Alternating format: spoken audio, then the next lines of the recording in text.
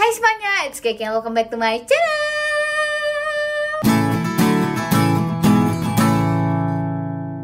Pernah nggak sih kalian ngebayangin sebenarnya digital ekonomi di Indonesia itu sepotensial apa, sebesar apa, secuan apa? Ternyata nih ya, kalau misalnya kita bisa mengoptimalisasikan digitalisasi dan teknologi yang ada sekarang, di tahun 2025 McKinsey itu mengestimasi bahwa kita akan mengalami pertumbuhan GDP sebesar 10% atau sekitar 150 billion US dollars on added value. Itu gede banget. Sayangnya nih ya, kalau dari observasi aku pribadi masih banyak nih dari kita yang ngerasa bingung gitu, gimana sih sebenarnya cara memanfaatkan teknologi, cara mencari uang dari HP itu gimana, mulai dari mana, idenya apa dan lain-lain tuh masih bingung. Tenang aja, aku akan coba kasih beberapa ide yang bisa kalian lakukan untuk mencari uang lewat HP aja. Jadi yang simple-simple aja, hampir tanpa modal sama sekali. Kalau misalnya kalian tertarik untuk nonton videonya, kita langsung aja stay tuned.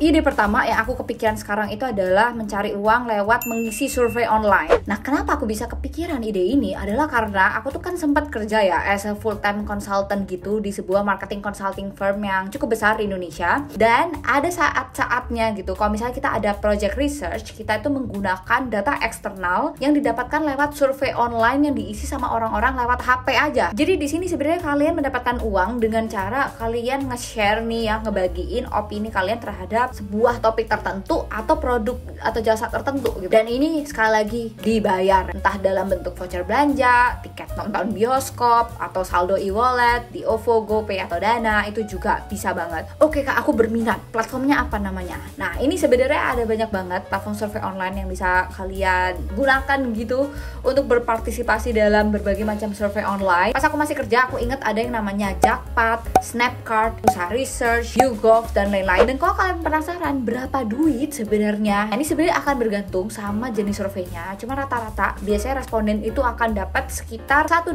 sampai $5 gitu setiap survei yang dikerjain. But anyway, you know what? Kalau misalnya nih kalian berpartisipasi di survei online, dari pengalaman aku pas kerja kemarin, itu akan sangat insightful untuk sebuah perusahaan agar bisa tumbuh dengan lebih baik lagi, dan eventually apa yang kalian lakukan akan berdampak juga terhadap kemajuan negara kita bersama. Jadi why not gitu, di luar uang ada kebaikan lainnya yang bisa kalian lakukan dari HP aja gitu. Sekali lagi, gimana? Masih belum cocok? Aku masih ada nih ide yang kedua, yakni menjadi kontributor karya dan bentuk foto ataupun video. Nah, ini bakal cocok banget untuk kalian yang punya sangat banyak stok karya, foto atau video di galeri kalian yang udah menu-menuhin. Biasanya ini orang-orang yang suka banget nih mendokumentasikan momen-momen estetik. Nah, ini sebenarnya bisa banget kalian jual, guys. Nah, jualnya di mana? Nah, ini ada banyak banget platform-platform kayak Shutterstock, Unsplash, Freepik. Terus kalau video Hive, Pond5, Video Blogs, Dissolve dan lain-lain. Nantinya sistemnya nih, kalian akan submit nih hasil karya kalian yang nanti akan direview sama manajemennya platformnya. Kalau misalnya udah di-accept nih karya kalian akan muncul di timeline atau di beranda platformnya ya, yang akan nanti dipilih oleh potential users. Kalau misalnya beneran akhirnya dipakai, kalian akan mendapatkan copyright fee atau royalty fee gitu dari penggunaan karya tersebut. Berdasarkan riset aku, kontributor tuh bisa menghasilkan hingga $1.000 per bulan loh. Kalau misalnya dirupiahkan, itu kayaknya sekitar 14.500.000 bulan ya, 14 sampai 15 jutaan sebulan. Lumayan banget gak sih buat side hustle dari HP aja loh. Dan siapa tahu ya, karya kalian ini bisa menginspirasi orang lain untuk berkarya lainnya. Aku sendiri pas masih kerja, bahkan sampai sekarang, ketika aku contohnya mau bikin slides atau presentation kayak gitu, aku memanfaatkan platform-platform itu untuk mencari icon-icon foto-foto yang bisa aku pakai. Jadi secara nggak langsung nih sebenarnya kalian mempermudah pekerjaan orang lain, dan semoga itu bisa bernilai ibadah juga gitu buat kalian. Oke? Udah, langsung bongkar aja galeri HP kalian sekarang. Oke, ide yang ketiga, kalau masih belum cocok, kalian bisa buka paid promote di social media. Aduh kak, ngadi-ngadi deh, aku kan bukan influencer yang punya banyak followers. Gimana caranya kak? Nah, ini jangan sedih dulu ya. Sebenarnya di luar sana ada sangat banyak tipe influencers loh. Bahkan yang kurang dari 25.000 followers sekalipun itu masih influencers. Namanya micro influencers. Dan menurut data nih dari Leather and Ford di tahun 2019, report dia ini menyebutkan bahwa memang di masa depan nih, nanti brand-brand itu malah akan lebih mengutamakan menggunakan micro influencers daripada influencer yang udah berjuta-juta gitu followersnya, karena lebih mahal dan engagement rate-nya itu ternyata nggak sebagus micro influencer yang bisa mencapai 7%. Engagement rate ini dibentuk dari likes, comment, share, save, dan lain-lain. Nanti aku akan coba ya bikin video khusus soal beginian. Kayak kalian subscribe dulu aja kalau pengen tahu soal marketing, paid promote, content creating world, dan lain-lainnya.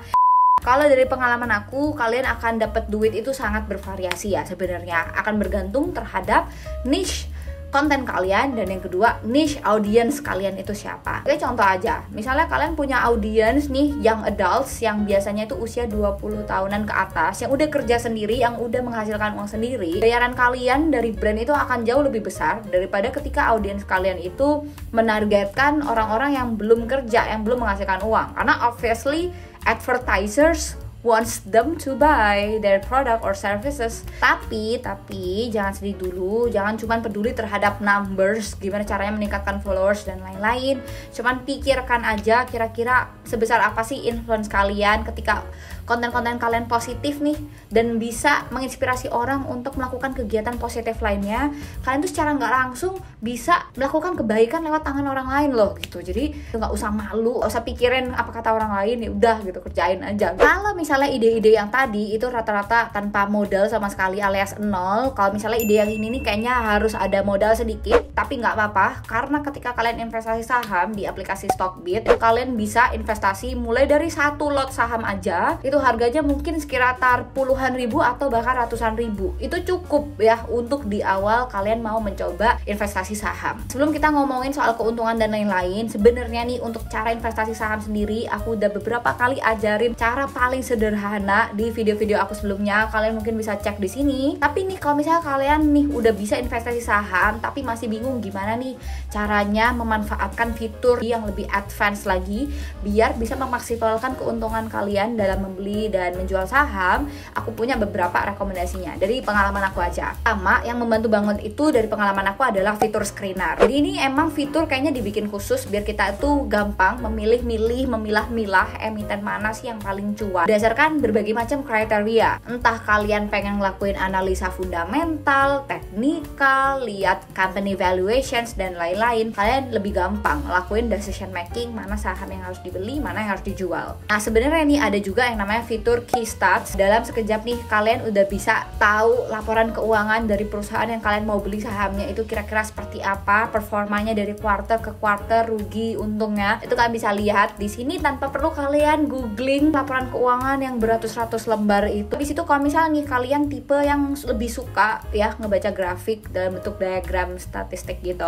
kalian bisa memanfaatkan yang namanya fitur financials. Nah di sini udah lebih kelihatan tuh pergerakannya, performance dari perusahaan ini. Tapi di so far dari pas aku nyobain investasi saham di 2021 kemarin, yang aku paling suka ini fitur baru yang ini, comparison. Jadi kadang kan kita suka bingung nih ya, kalau misalnya kita mau beli saham, pengen banding-bandingin beberapa saham sekaligus. Nah kalian bisa compare berdasarkan kriteria-kriteria tertentu di fitur comparison ini. Jadi lebih gampang gitu, nggak usah di back, ditutup lagi, masuk lagi, di back, ditutup, masuk lagi, itu nggak perlu.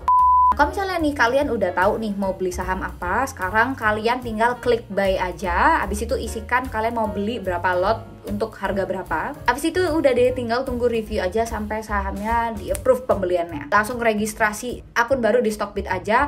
Linknya udah aku taruh di description box di bawah. Biar afdol aku tambahin lagi satu ide untuk mencari cuan lewat HP aja, yakni dengan jual jasa freelance. Sebenarnya untuk ide-ide secara detail ya, aku udah sempet bahas di video aku sebelumnya di sebelah sini. Nah, nanti dari ide-ide itu, kalian bisa jual skill kalian di platform-platform kayak Fiverr, Upwork, Socialbuzz, Toptal, dan masih banyak lagi. Kalau suka yang NGO gitu, ada yang namanya devjobsindo.org.